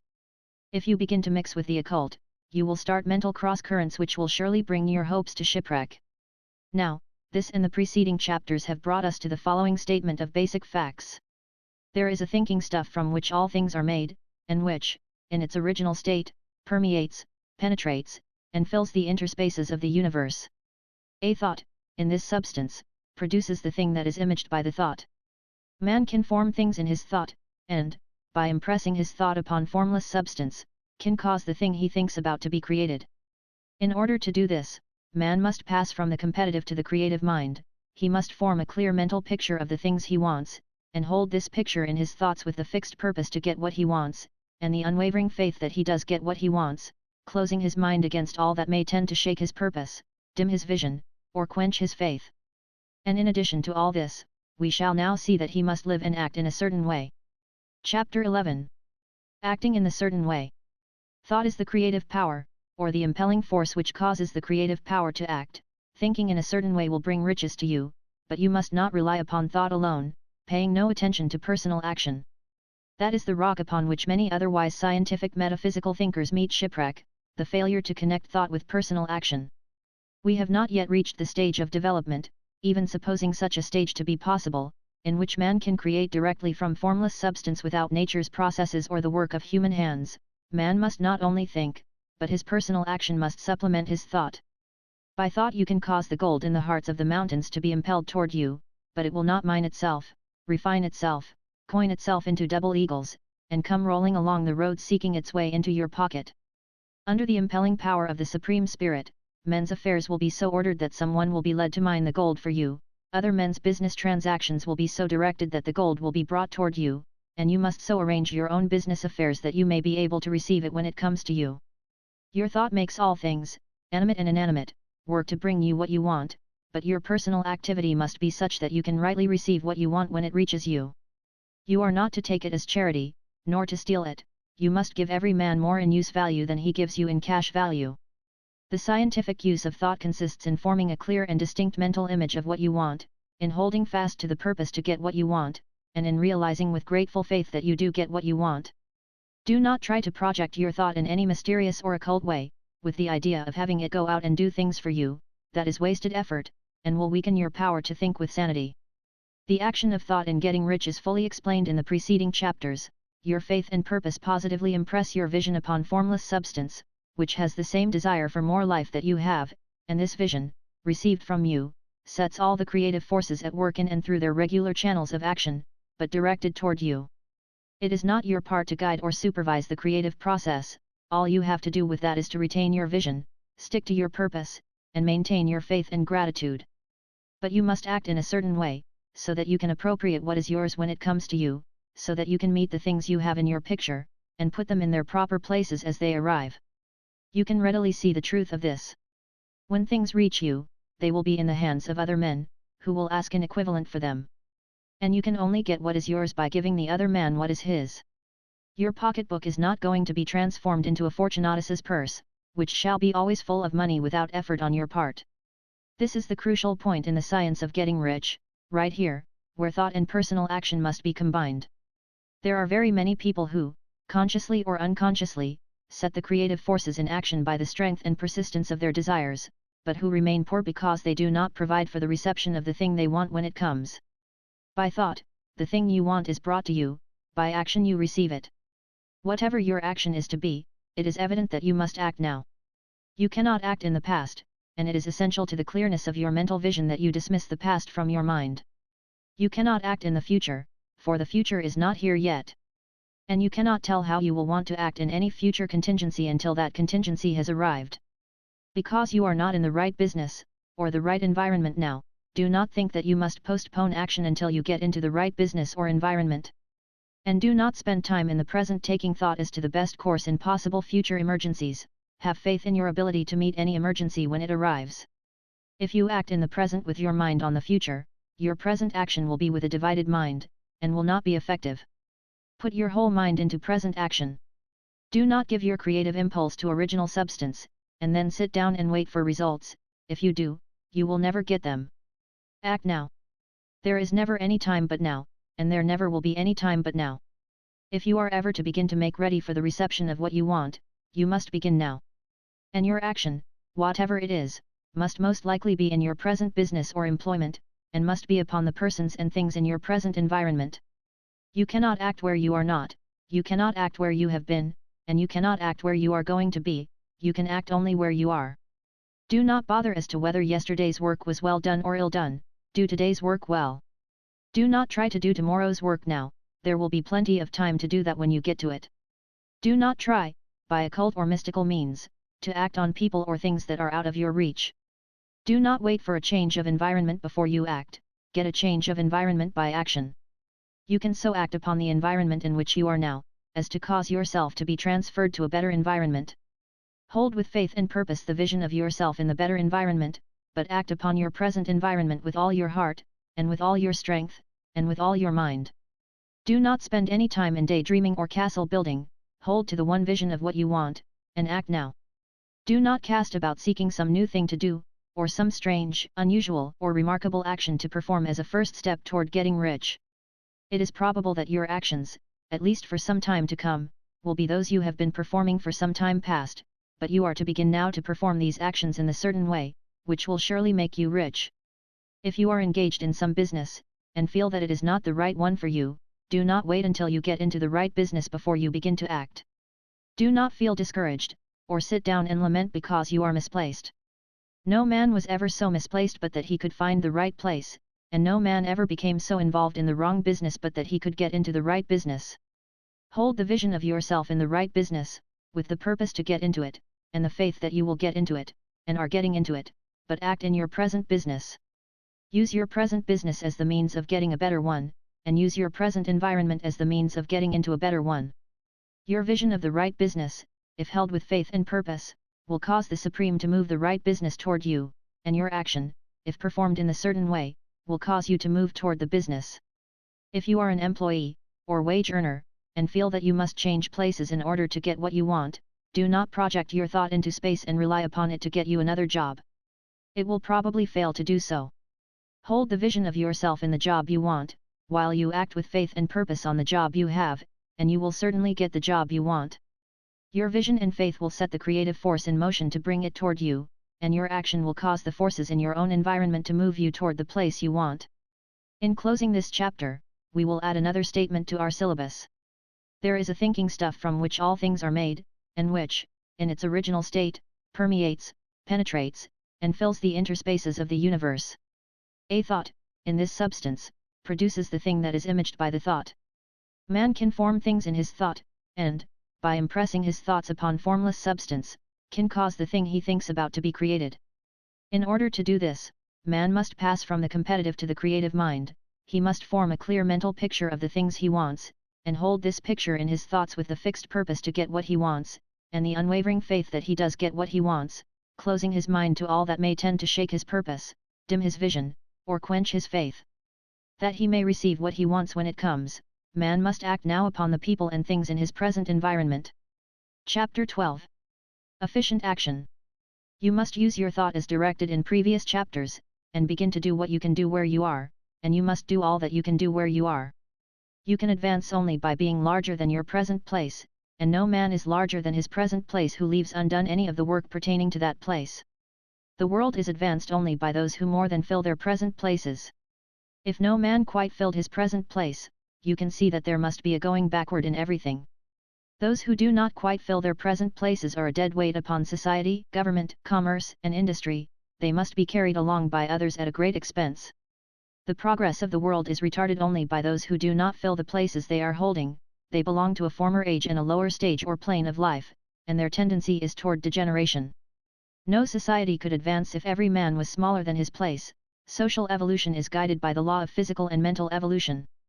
In the animal world, evolution is caused by excess of life. When an organism has more life than can be expressed in the functions of its own plane, it develops the organs of a higher plane, and a new species is originated. There never would have been new species had there not been organisms which more than filled their places. The law is exactly the same for you. Your getting rich depends upon your applying this principle to your own affairs. Every day is either a successful day or a day of failure, and it is the successful days which get you what you want. If every day is a failure, you can never get rich, while if every day is a success, you cannot fail to get rich. If there is something that may be done today, and you do not do it, you have failed in so far as that thing is concerned, and the consequences may be more disastrous than you imagine. You cannot foresee the results of even the most trivial act. You do not know the workings of all the forces that have been set moving in your behalf. Much may be depending on your doing some simple act. It may be the very thing which is to open the door of opportunity to very great possibilities. You can never know all the combinations which Supreme Intelligence is making for you in the world of things and of human affairs. Your neglect or failure to do some small thing may cause a long delay in getting what you want. Do, every day, all that can be done that day.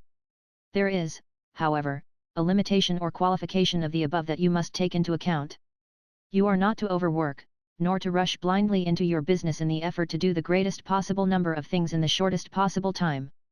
You are not to try to do tomorrow's work today, nor to do a week's work in a day.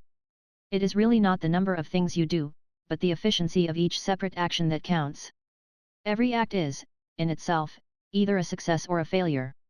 Every act is, in itself, either effective or inefficient.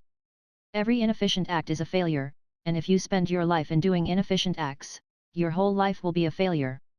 The more things you do, the worse for you, if all your acts are inefficient ones. On the other hand, every efficient act is a success in itself, and if every act of your life is an efficient one, your whole life must be a success. The cause of failure is doing too many things in an inefficient manner, and not doing enough things in an efficient manner. You will see that it is a self-evident proposition that if you do not do any inefficient acts, and if you do a sufficient number of efficient acts, you will become rich. If, now, it is possible for you to make each act an efficient one, you see again that the getting of riches is reduced to an exact science, like mathematics. The matter turns, then, on the question whether you can make each separate act a success in itself. And this you can certainly do. You can make each act a success, because all power is working with you, and all power cannot fail. Power is at your service, and to make each act efficient you have only to put power into it. Every action is either strong or weak, and when every one is strong, you are acting in the certain way which will make you rich. Every act can be made strong and efficient by holding your vision while you are doing it, and putting the whole power of your faith and purpose into it. It is at this point that the people fail who separate mental power from personal action. They use the power of mind in one place and at one time, and they act in another place and at another time. So their acts are not successful in themselves, too many of them are inefficient. But if all power goes into every act, no matter how commonplace, every act will be a success in itself, and as in the nature of things every success opens the way to other successes, your progress toward what you want, and the progress of what you want toward you, will become increasingly rapid. Remember that successful action is cumulative in its results. Since the desire for more life is inherent in all things, when a man begins to move toward larger life, more things attach themselves to him, and the influence of his desire is multiplied. Do, every day, all that you can do that day, and do each act in an efficient manner. In saying that you must hold your vision while you are doing each act, however trivial or commonplace, I do not mean to say that it is necessary at all times to see the vision distinctly to its smallest details. It should be the work of your leisure hours to use your imagination on the details of your vision, and to contemplate them until they are firmly fixed upon your memory. If you wish speedy results, spend practically all your spare time in this practice. By continuous contemplation you will get the picture of what you want, even to the smallest details, so firmly fixed upon your mind, and so completely transferred to the mind of formless substance, that in your working hours you need only to mentally refer to the picture to stimulate your faith and purpose, and cause your best effort to be put forth. Contemplate your picture in your leisure hours until your consciousness is so full of it that you can grasp it instantly. You will become so enthused with its bright promises that the mere thought of it will call forth the strongest energies of your whole being. Let us again repeat our syllabus, and by slightly changing the closing statements bring it to the point we have now reached. There is a thinking stuff from which all things are made, and which, in its original state, permeates, penetrates, and fills the interspaces of the universe. A thought, in this substance, produces the thing that is imaged by the thought. Man can form things in his thought, and, by impressing his thought upon formless substance, can cause the thing he thinks about to be created. In order to do this, man must pass from the competitive to the creative mind, he must form a clear mental picture of the things he wants, and do, with faith and purpose, all that can be done each day, doing each separate thing in an efficient manner. Chapter 13. Getting into the right business.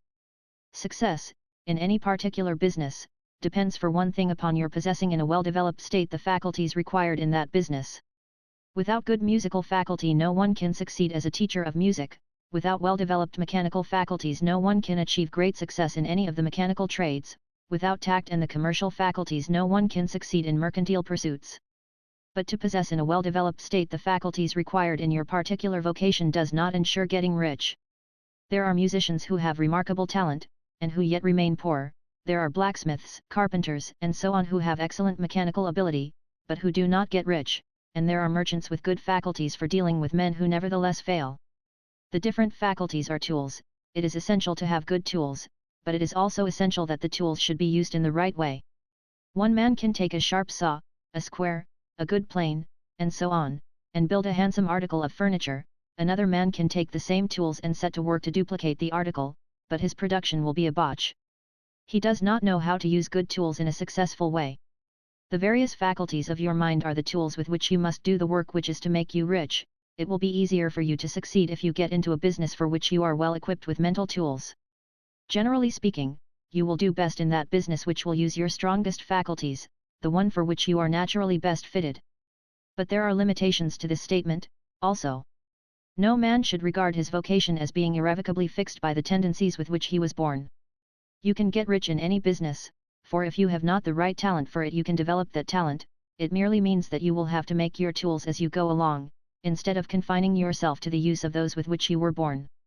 It will be easier for you to succeed in a vocation for which you already have the talents in a well-developed state, but you can succeed in any vocation, for you can develop any rudimentary talent, and there is no talent of which you have not at least the rudiment. You will get rich most easily in point of effort, if you do that for which you are best fitted, but you will get rich most satisfactorily if you do that which you want to do. Doing what you want to do is life, and there is no real satisfaction in living if we are compelled to be forever doing something which we do not like to do, and can never do what we want to do. And it is certain that you can do what you want to do, the desire to do it is proof that you have within you the power which can do it. Desire is a manifestation of power. The desire to play music is the power which can play music seeking expression and development, the desire to invent mechanical devices is the mechanical talent seeking expression and development.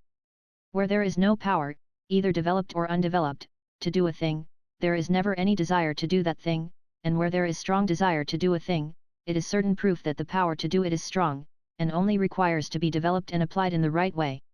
All things else being equal, it is best to select the business for which you have the best developed talent, but if you have a strong desire to engage in any particular line of work, you should select that work as the ultimate end at which you aim. You can do what you want to do, and it is your right and privilege to follow the business or avocation which will be most congenial and pleasant. You are not obliged to do what you do not like to do, and should not do it except as a means to bring you to the doing of the thing you want to do. If there are past mistakes whose consequences have placed you in an undesirable business or environment, you may be obliged for some time to do what you do not like to do, but you can make the doing of it pleasant by knowing that it is making it possible for you to come to the doing of what you want to do.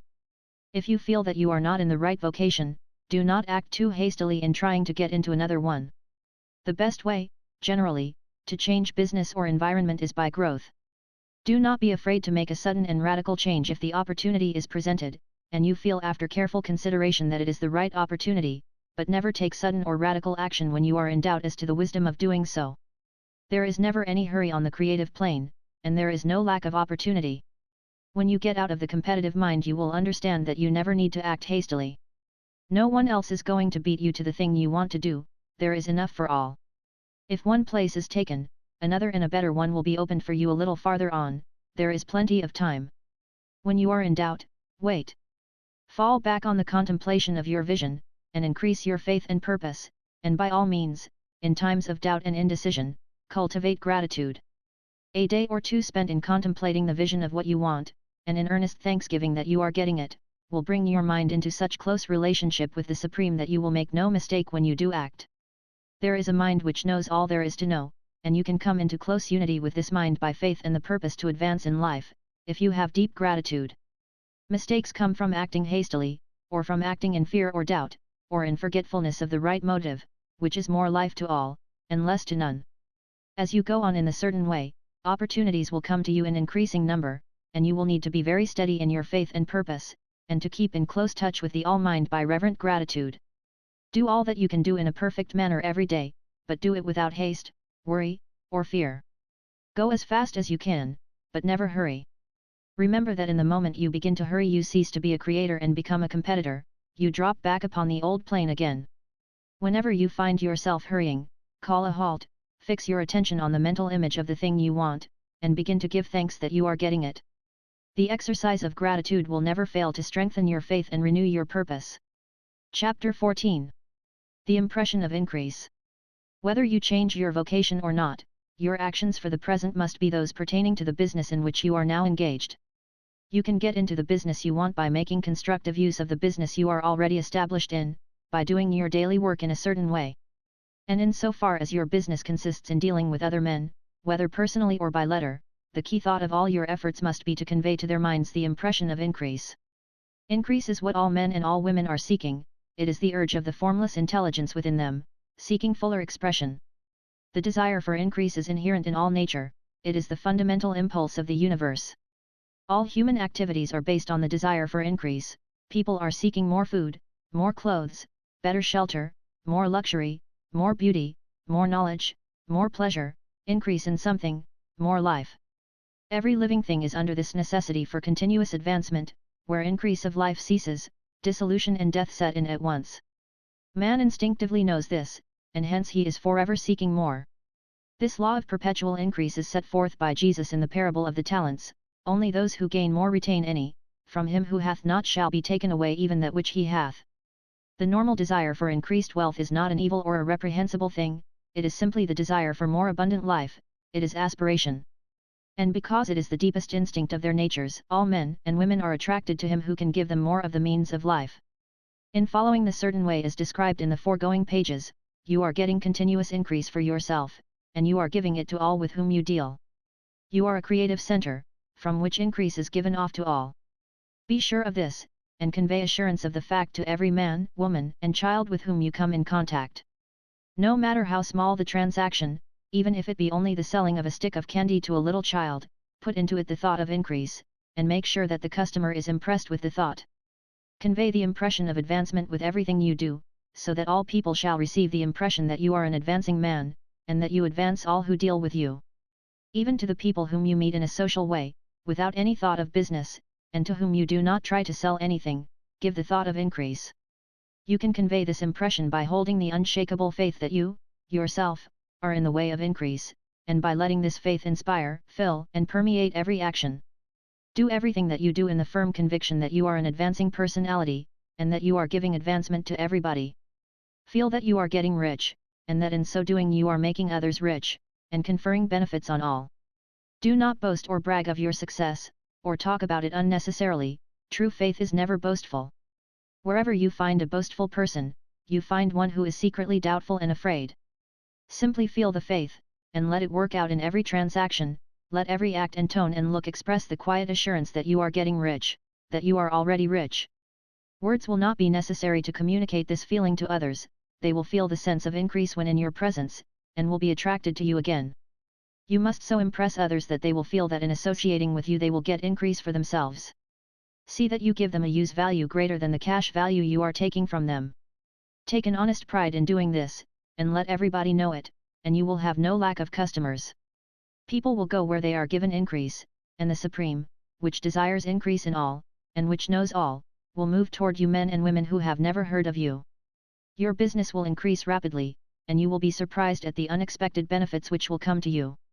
You will be able from day to day to make larger combinations, secure greater advantages, and to go on into a more congenial vocation if you desire to do so. But in doing all this, you must never lose sight of your vision of what you want, or your faith and purpose to get what you want. Let me here give you another word of caution in regard to motives. Beware of the insidious temptation to seek for power over other men. Nothing is so pleasant to the unformed or partially developed mind as the exercise of power or dominion over others. The desire to rule for selfish gratification has been the curse of the world. For countless ages kings and lords have drenched the earth with blood in their battles to extend their dominions, this not to seek more life for all, but to get more power for themselves. Today, the main motive in the business and industrial world is the same. Men marshal their armies of dollars, and lay waste the lives and hearts of millions in the same mad scramble for power over others. Commercial kings, like political kings, are inspired by the lust for power. Jesus saw in this desire for mastery the moving impulse of that evil world he sought to overthrow. Read the 23rd chapter of Matthew, and see how he pictures the lust of the Pharisees to be called master, to sit in the high places, to domineer over others, and to lay burdens on the backs of the less fortunate, and note how he compares this lust for dominion with the brotherly seeking for the common good to which he calls his disciples. Look out for the temptation to seek for authority, to become a master, to be considered as one who is above the common herd, to impress others by lavish display, and so on. The mind that seeks for mastery over others is the competitive mind, and the competitive mind is not the creative one. In order to master your environment and your destiny, it is not at all necessary that you should rule over your fellow men, and indeed, when you fall into the world's struggle for the high places, you begin to be conquered by fate and environment, and your getting rich becomes a matter of chance and speculation. Beware of the competitive mind. No better statement of the principle of creative action can be formulated than the favorite declaration of the late Golden Rule Jones of Toledo: "What I want for myself, I want for everybody." Chapter 15. The Advancing Man. What I have said in the last chapter applies as well to the professional man and the wage earner as to the man who is engaged in mercantile business. No matter whether you are a physician, a teacher, or a clergyman, if you can give increase of life to others and make them sensible of the fact, they will be attracted to you, and you will get rich. The physician who holds the vision of himself as a great and successful healer, and who works toward the complete realization of that vision with faith and purpose, as described in former chapters, will come into such close touch with the source of life that he will be phenomenally successful. Patients will come to him in throngs. No one has a greater opportunity to carry into effect the teachings of this book than the practitioner of medicine. It does not matter to which of the various schools he may belong, for the principle of healing is common to all of them, and may be reached by all alike.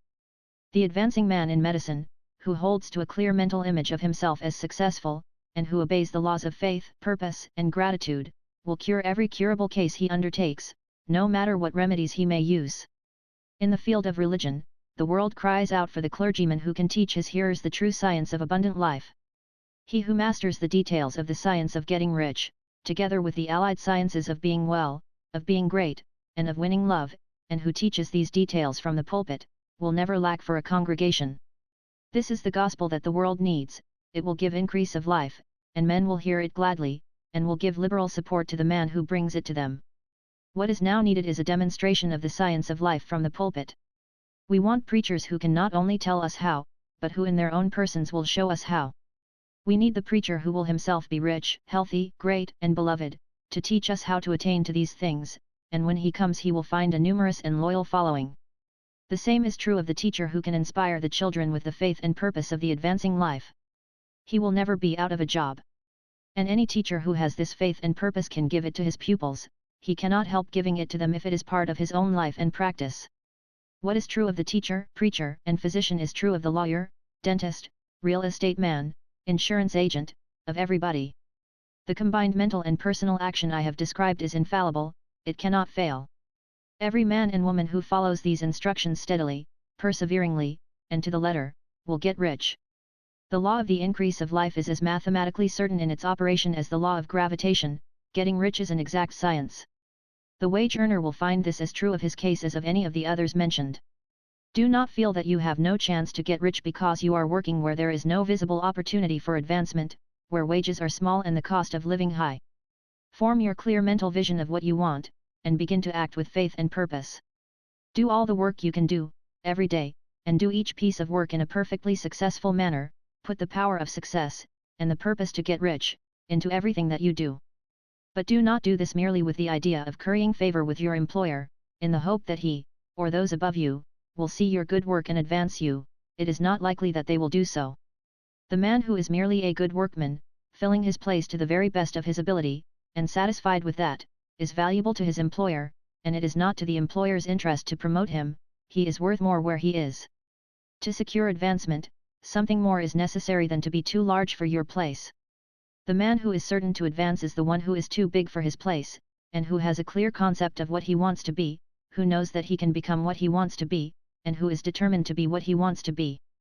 Do not try to more than fill your present place with a view to pleasing your employer, do it with the idea of advancing yourself. Hold the faith and purpose of increase during work hours, after work hours, and before work hours. Hold it in such a way that every person who comes in contact with you, whether foreman, fellow workman, or social acquaintance, will feel the power of purpose radiating from you, so that everyone will get the sense of advancement and increase from you. Men will be attracted to you, and if there is no possibility for advancement in your present job, you will very soon see an opportunity to take another job. There is a power which never fails to present opportunity to the advancing man who is moving in obedience to law.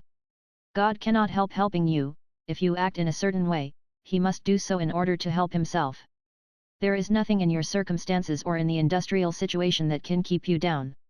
If you cannot get rich working for the Steel Trust, you can get rich on a 10-acre farm, and if you begin to move in a certain way, you will certainly escape from the clutches of the Steel Trust and get onto the farm or wherever else you wish to be. If a few thousands of its employees would enter upon the certain way, the Steel Trust would soon be in a bad plight, it would have to give its workingmen more opportunity, or go out of business. Nobody has to work for a trust. The trusts can keep men in so-called hopeless conditions only so long as there are men who are too ignorant to know of the science of getting rich, or too intellectually slothful to practice it. Begin this way of thinking and acting, and your faith and purpose will make you quick to see any opportunity to better your condition. Such opportunities will speedily come, for the Supreme, working in all, and working for you, will bring them before you. Do not wait for an opportunity to be all that you want to be. When an opportunity to be more than you are now is presented and you feel impelled toward it, take it. It will be the first step toward a greater opportunity. There is no such thing possible in this universe as a lack of opportunities for the man who is living the advancing life. It is inherent in the constitution of the cosmos that all things shall be for him and work together for his good, and he must certainly get rich if he acts and thinks in the certain way. So let wage-earning men and women study this book with great care, and enter with confidence upon the course of action it prescribes. It will not fail. Chapter 16. Some cautions, and concluding observations. Many people will scoff at the idea that there is an exact science of getting rich, holding the impression that the supply of wealth is limited. They will insist that social and governmental institutions must be changed before even any considerable number of people can acquire a competence. But this is not true. It is true that existing governments keep the masses in poverty, but this is because the masses do not think and act in the certain way. If the masses begin to move forward as suggested in this book, neither governments nor industrial systems can check them. All systems must be modified to accommodate the forward movement. If the people have the advancing mind, have the faith that they can become rich, and move forward with the fixed purpose to become rich, nothing can possibly keep them in poverty. Individuals may enter upon the certain way at any time, and under any government, and make themselves rich, and when any considerable number of individuals do so under any government, they will cause the system to be so modified as to open the way for others. The more men who get rich on the competitive plane, the worse for others, the more who get rich on the creative plane, the better for others. The economic salvation of the masses can only be accomplished by getting a large number of people to practice the scientific method set down in this book, and become rich. These will show others the way, and inspire them with a desire for real life, with the faith that it can be attained, and with the purpose to attain it. For the present, however, it is enough to know that neither the government under which you live nor the capitalistic or competitive system of industry can keep you from getting rich. When you enter upon the creative plane of thought, you will rise above all these things and become a citizen of another kingdom. But remember that your thought must be held upon the creative plane. You are never for an instant to be betrayed into regarding the supply as limited, or into acting on the moral level of competition. Whenever you do fall into old ways of thought, correct yourself instantly, for when you are in the competitive mind, you have lost the cooperation of the mind of the whole. Do not spend any time in planning as to how you will meet possible emergencies in the future, except as the necessary policies may affect your actions today. You are concerned with doing today's work in a perfectly successful manner, and not with emergencies which may arise tomorrow. You can attend to them as they come. Do not concern yourself with questions as to how you shall surmount obstacles which may loom upon your business horizon, unless you can see plainly that your course must be altered today in order to avoid them. No matter how tremendous an obstruction may appear at a distance, you will find that if you go on in the certain way it will disappear as you approach it, or that a way over, through, or around it will appear. No possible combination of circumstances can defeat a man or woman who is proceeding to get rich along strictly scientific lines. No man or woman who obeys the law can fail to get rich, any more than one can multiply 2 by 2 and fail to get 4. Give no anxious thought to possible disasters, obstacles, panics, or unfavorable combinations of circumstances. It is time enough to meet such things when they present themselves before you in the immediate present, and you will find that every difficulty carries with it the wherewithal for its overcoming. Guard your speech. Never speak of yourself, your affairs, or of anything else in a discouraged or discouraging way. Never admit the possibility of failure, or speak in a way that infers failure as a possibility. Never speak of the times as being hard, or of business conditions as being doubtful. Times may be hard and business doubtful for those who are on the competitive plane, but they can never be so for you. You can create what you want, and you are above fear. When others are having hard times and poor business, you will find your greatest opportunities. Train yourself to think of and to look upon the world as a something which is becoming, which is growing, and to regard seeming evil as being only that which is undeveloped. Always speak in terms of advancement. To do otherwise is to deny your faith, and to deny your faith is to lose it. Never allow yourself to feel disappointed. You may expect to have a certain thing at a certain time, and not get it at that time, and this will appear to you like failure. But if you hold to your faith, you will find that the failure is only apparent. Go on in the certain way, and if you do not receive that thing, you will receive something so much better that you will see that the seeming failure was really a great success. A student of this science had set his mind on making a certain business combination which seemed to him at the time to be very desirable, and he worked for some weeks to bring it about. When the crucial time came, the thing failed in a perfectly inexplicable way. It was as if some unseen influence had been working secretly against him. He was not disappointed, on the contrary, he thanked God that his desire had been overruled, and went steadily on with a grateful mind. In a few weeks an opportunity so much better came his way that he would not have made the first deal on any account, and he saw that a mind which knew more than he knew had prevented him from losing the greater good by entangling himself with the lesser. That is the way every seeming failure will work out for you, if you keep your faith, hold to your purpose, have gratitude, and do, every day, all that can be done that day, doing each separate act in a successful manner. When you make a failure, it is because you have not asked for enough. Keep on, and a larger thing than you were seeking will certainly come to you. Remember this. You will not fail because you lack the necessary talent to do what you wish to do. If you go on as I have directed, you will develop all the talent that is necessary to the doing of your work. It is not within the scope of this book to deal with the science of cultivating talent, but it is as certain and simple as the process of getting rich. However, do not hesitate or waver for fear that when you come to any certain place you will fail for lack of ability. Keep right on, and when you come to that place, the ability will be furnished to you.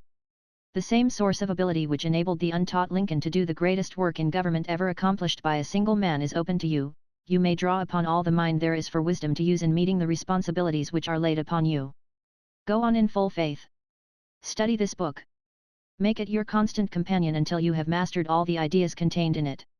While you are getting firmly established in this faith, you will do well to give up most recreations and pleasures, and to stay away from places where ideas conflicting with these are advanced in lectures or sermons.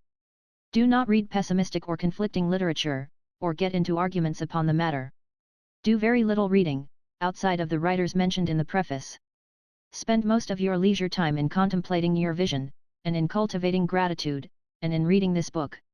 It contains all you need to know of the science of getting rich, and you will find all the essentials summed up in the following chapter.